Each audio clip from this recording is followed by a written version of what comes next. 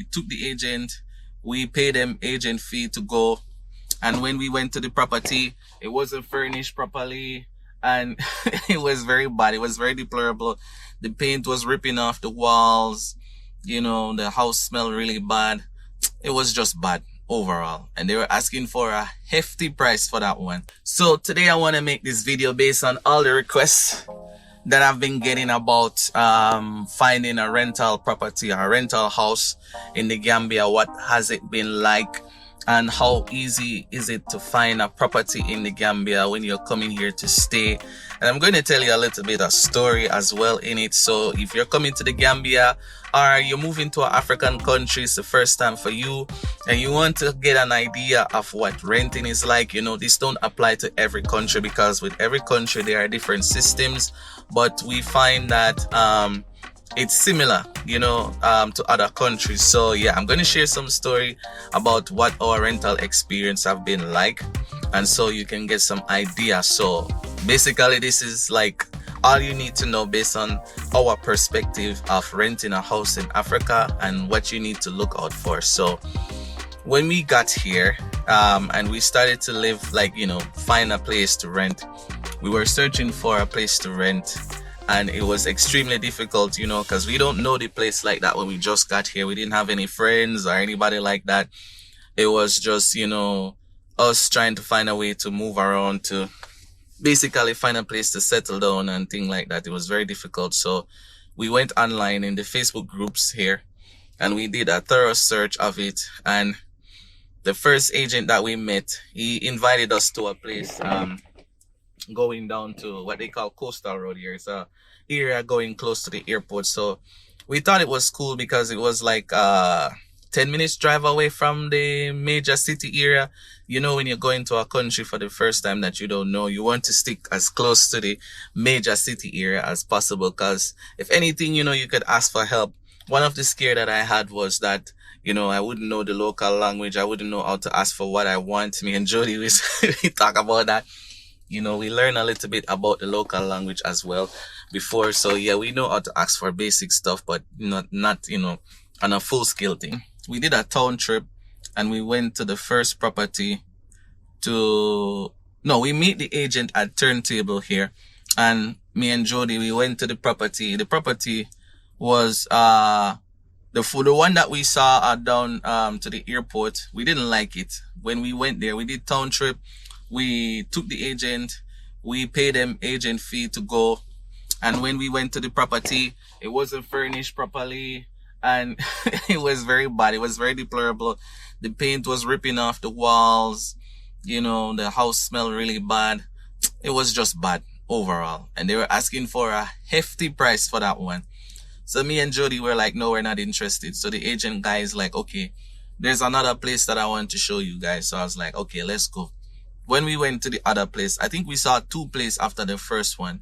When we went to the other two places, was the same result, and we have to pay them each time we go to see a property. We have to pay them something. You understand? So basically, we were ending up spending a lot of money looking at properties that was not up to standard to, you know, what we want to live in. So it was very difficult for us.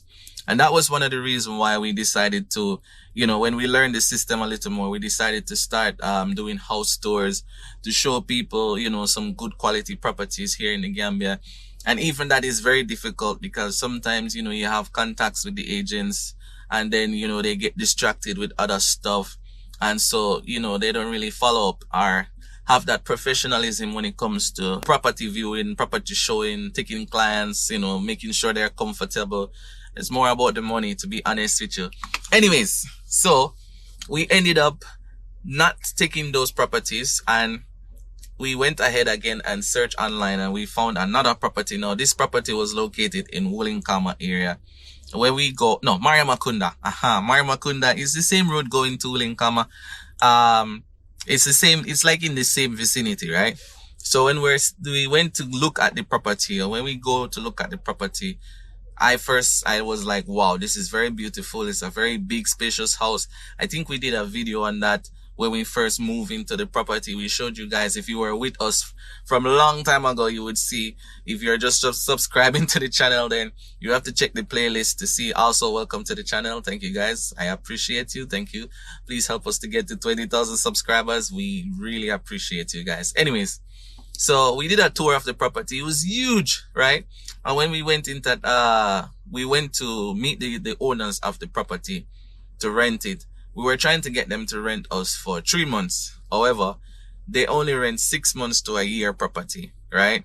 They don't do 3 months. They don't do per month. It's 6 months to a year. And this don't only apply to diasporans. It's also applied to local people as well, right? So if you're local, you also have to pay 6 months rent to a year. You know, it applies to everybody. That's just how it is. So we were negotiating with the landlord, you know, talking to them. Well, I wasn't talking because, you know, the language barrier and stuff like that. Plus, to be honest with you, when most people realize that you're not from the Gambia, somehow your price goes sky high, you know? So we had the guy at the time that we trusted talk on our behalf, right? He was telling them, you know, this is, you know, these are my people. They're here to stay. So, you know, make sure to give them the best price possible, negotiating with them. They were adamant on the 6 months rent. However, we talked to them about, you know, doing 3 months and then additional payment after the other 3 months, which somehow they accepted that arrangement. So we went ahead and we took the key, signed the contract, took the key, moved into the property. And when we got into the property, you know, we had to do a little bit of cleaning. They sent some people come to do renovation. But when the guys come to do renovation, they did not do the renovation properly. Some of the pipes were still leaking. The doors were still giving problems. The bulbs outside and inside was not good. And when we start to call the owner, after we pay them the additional 3 months, right? Because what they agreed to was we pay them 3 months now.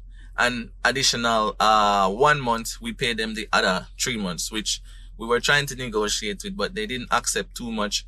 So they said, that's it, right? So we agreed to that. And after we paid them that balance of the money, everything stopped.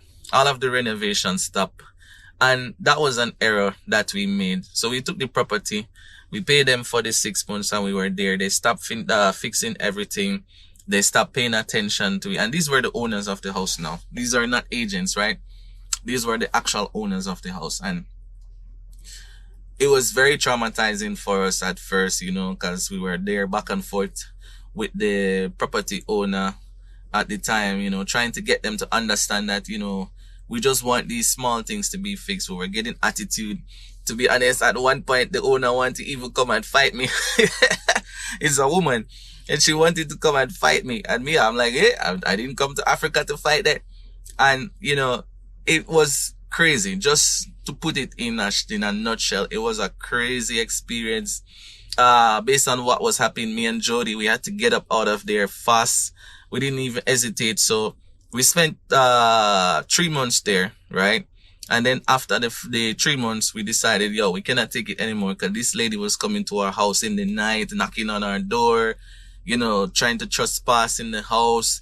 All kind of stuff was going on. And me, I didn't come to Africa for that. So me and Jodi, we decided to leave. But as I said before, we're on a spiritual journey and the ancestors always provide for us. So, you know, when we were at that house, it was a struggling time for us, to be honest with you. If you guys watch the video from then, you'll see we didn't even have bed or anything like that. You know, it was a Gambian family of ours, you know, that adopted us.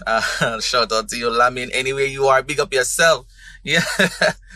You know, Lamin was watching our journey from Jamaica when we got here. And when we were trying to buy a bed, we didn't have much money at the time.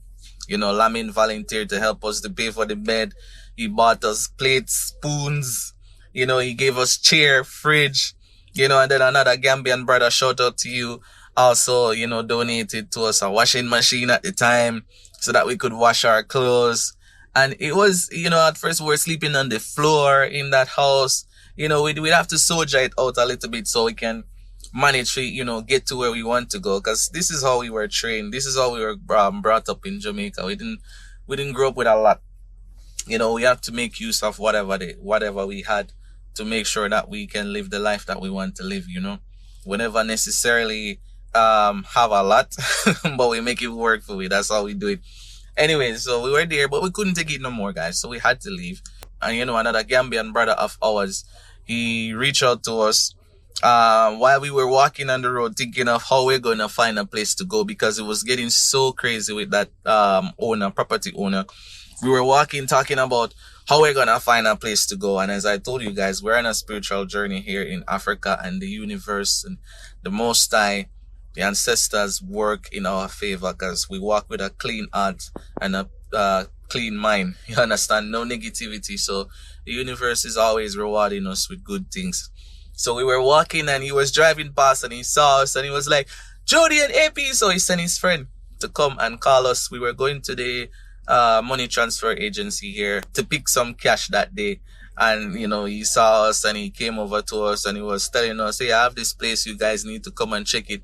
At first we didn't go there to check, because you know, we are very skeptical on things, you know, and making sure that everything is okay. But after a while, somehow we were led there, you know, so he just went there. When we go there, the yard was very nice. It was like Jamaica. They have gungo trees, coconut, everything. It was just like a typical Jamaican yard.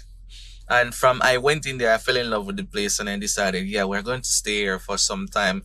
You know, he allowed us to stay there for some time without paying rent. And that's something that I have to say shout out to you for. When you do good things come to you. So shout out to you, my brother, for allowing us to stay there in the time when we really needed help.